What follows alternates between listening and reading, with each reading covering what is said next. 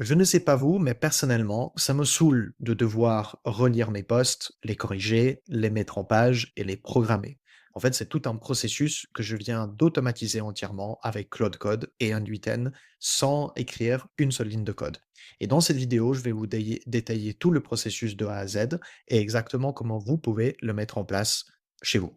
Pour commencer, peut-être très rapidement sur moi, je m'appelle Michel Stroukov, je suis entrepreneur depuis 9 ans et j'accompagne des solopreneurs et TPE à construire un business lean, justement à dépasser les 100 000 euros de chiffre d'affaires par an sans travailler plus de 35 heures par semaine. Et tout ça se passe par des systèmes, des workflows et des automatisations. Une d'entre elles, justement, je vais le présenter dans cette vidéo. Et en fait, s'il y a une chose à savoir sur moi, c'est que je publie du contenu depuis 2019 sur LinkedIn. Et en fait, j'aime écrire. J'aime écrire et tous mes posts, je les écris moi. Il n'y a pas d'IA qui entre en jeu. Mais par contre, ce qui me saoule et ce qui me fait chier, c'est de devoir faire l'ensemble des tâches une fois que j'ai terminé avec l'écriture. C'est-à-dire la relecture de posts, la relecture, la correction, la mise en page et la programmation. D'autant plus, une autre chose à savoir sur moi, c'est que je ne suis pas francophone. En réalité, le français, c'est ma quatrième langue. Et donc, en fait, je dois obligatoirement passer par la phase correction parce que c'est absolument sûr que je fais des fautes d'orthographe. Et donc tout ça, en fait, auparavant, me prenait entre 2 heures et demie à 5 heures par mois, parce que je publie une fois par jour. Il y avait des années où je publiais 2 fois par jour, donc c'était même plus que ça. Et heureusement que je déléguais ce processus à mon assistante virtuelle.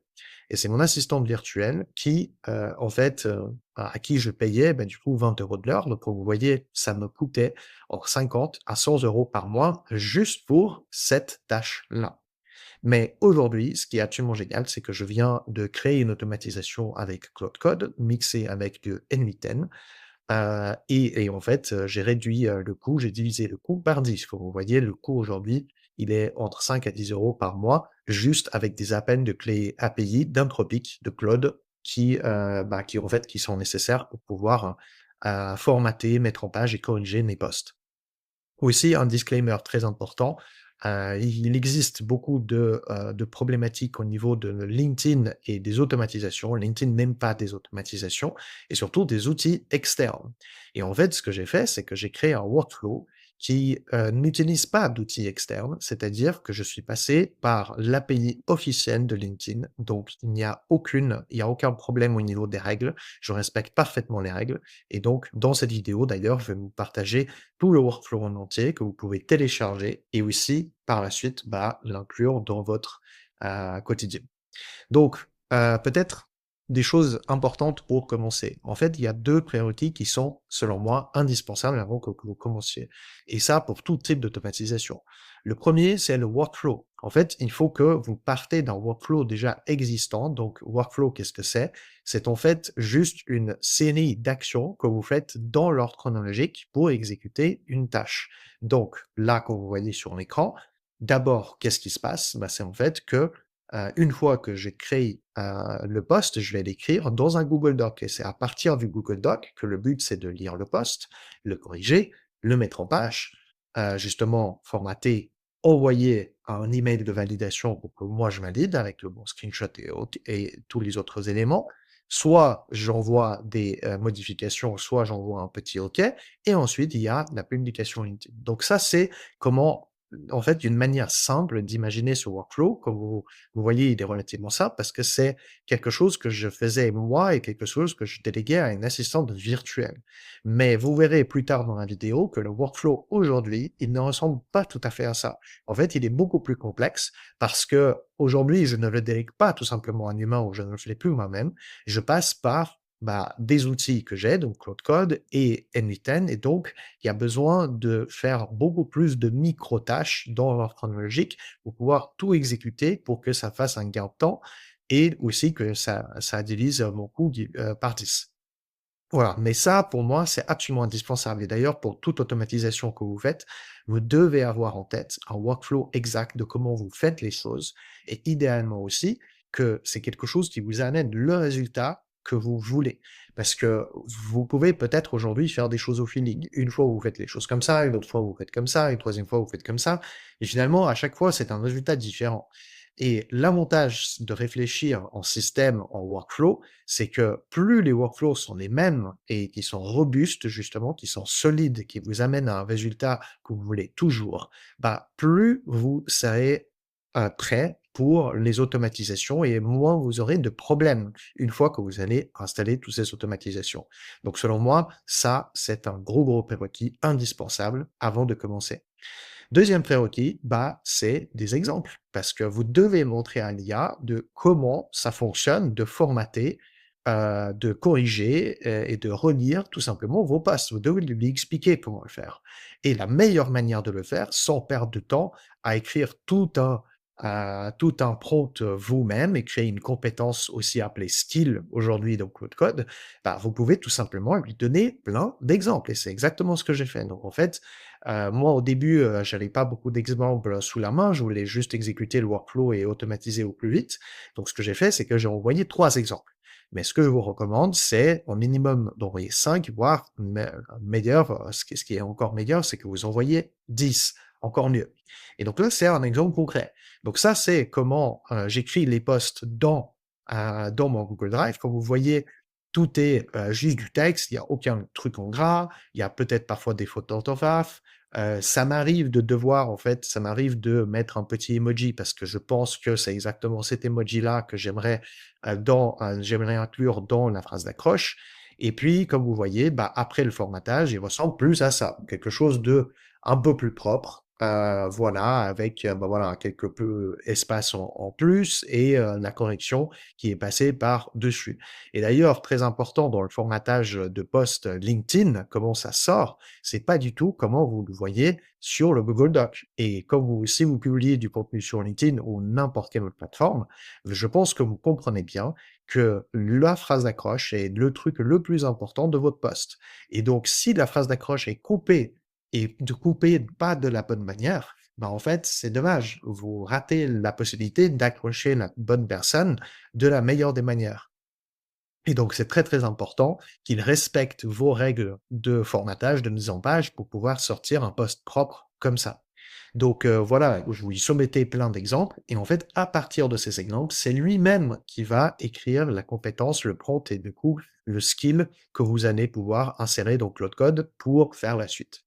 D'ailleurs, petit disclaimer, si vous voulez dupliquer le workflow exact de l'automatisation finale, je peux vous partager justement ce document en format PNG que vous allez tout simplement pouvoir soumettre dans Claude, vous lui expliquer ce que vous voulez, de recréer exactement ce workflow chez vous, et puis il va tout simplement vous guider à faire exactement la même chose.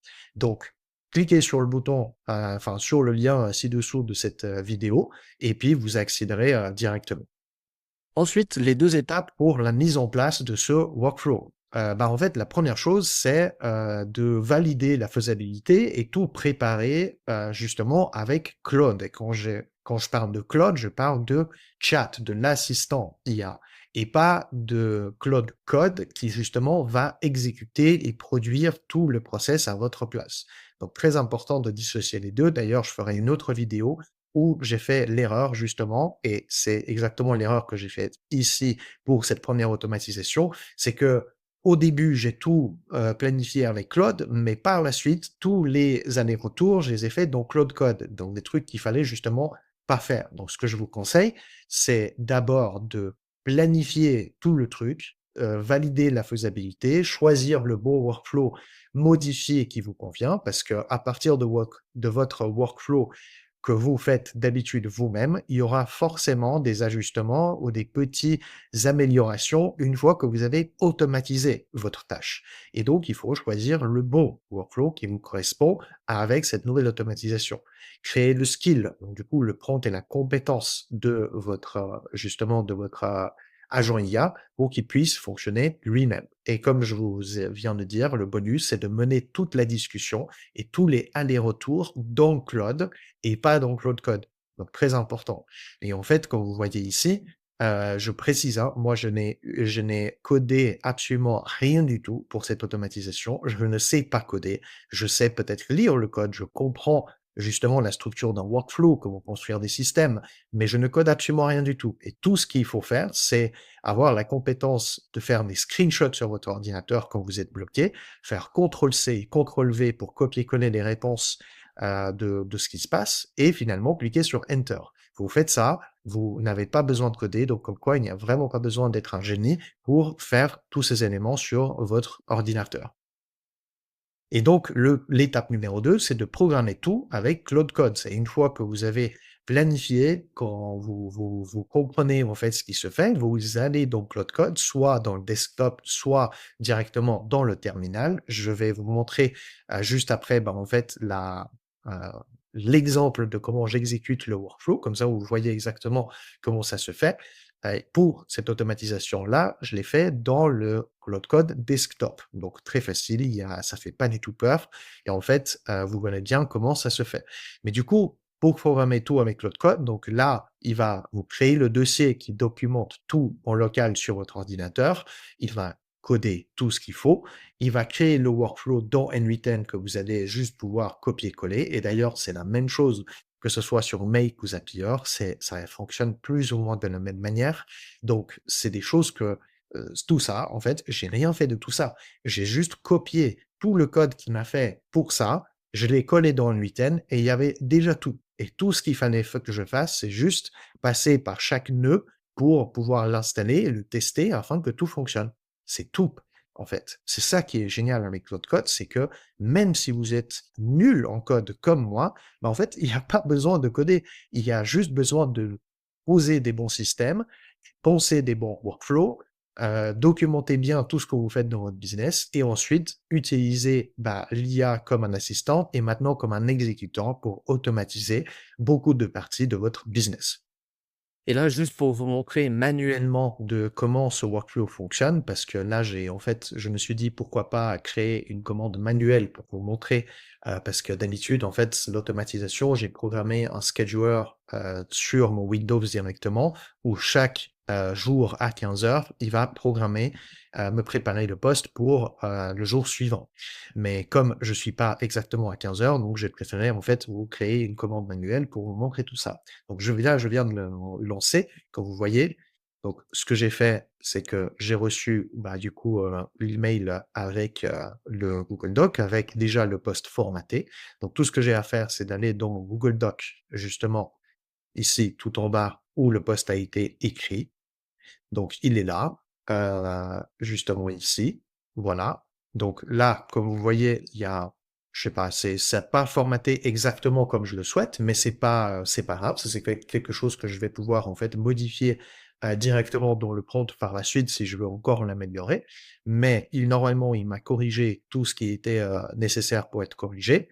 Voilà, je relis rapidement le post, ça fait sens, il y a tout ce qu'il faut, il y a le bon emoji qui a été mis en place, sachant qu'il n'y avait pas du tout d'emoji auparavant, sachant que ça, c'était pas du tout en gras, qu'il n'y avait pas cet emoji-là. Voilà, enfin, c'est juste pour vous montrer que c'est pas du tout ce que j'avais écrit en fait au préalable. Donc là, ce que je vais faire, puisque j'ai ajusté légèrement en fait le post, je vais lui demander de relire. Donc très rapidement après, en fait, l'agent, il a relu mon post, il a compris exactement que je voulais que la phrase d'accroche soit exactement comme ça, donc il l'a laissé comme tel. Et en fait, tout ce que j'ai à faire maintenant, c'est à cliquer sur OK et puis ajouter le visuel que je veux, en fait, ajouter au post. Et comme, en fait, il y a un visuel, donc tout ce que j'ai à faire, c'est ajouter le bon visuel qui est celui-ci que j'avais déjà créé auparavant. Voilà. L'attachment, c'est bien mis dedans. Voilà. Et puis maintenant, c'est juste une question de attendre pour recevoir l'email de validation, et me dire que le post sera programmé le bon jour, à la bonne date, exactement comme je le souhaite. Et donc là, juste pour vous montrer que c'est exactement ce qui s'est passé, il a bien compris qu'il y a un visuel, justement ici visuel inclus. Il m'a même envoyé le formatage exact, comment ça sera sur LinkedIn, comme ça je m'assure que ce soit bien effectivement comme je veux. Et voilà. Et puis c'est marqué, voilà, programmation, publication prévue, le lundi 27/04, donc c'est demain, 8h45, heure de Paris. Parfait. Et donc de nouveau, si vous voulez dupliquer ce workflow dans votre activité, cliquez sur le lien ci-dessous et vous allez pouvoir le télécharger et justement mettre en place la même automatisation que vous avez vue dans cette vidéo. À plus tard pour d'autres vidéos.